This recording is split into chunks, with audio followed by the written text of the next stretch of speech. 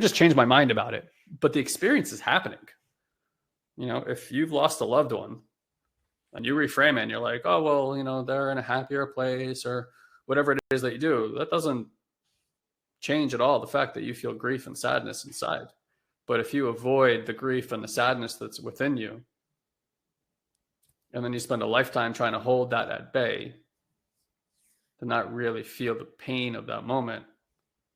you will forever expend energy, thought forms, and all sorts of triggers that are going to arise within you to not have that experience. In opposition to that, or as an offering here, let's say not in opposition, but as an offering here, if you were to allow yourself to sit with that in the grace of somebody else's presence, and you actually felt the sadness, the depravity, the grief that is arising within you, and you began to see that from a loving place, and it moved through your system, you would then be forever liberated from that experience. And the next time sadness or grief or anything else that sniffed of that would arise in your system, you would have a lot more space for it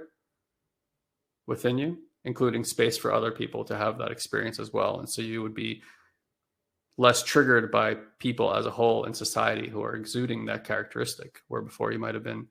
super triggered by other people, not because you're triggered by them, but because you don't want to be triggered yourself by witnessing somebody in that trigger, if that makes any sense.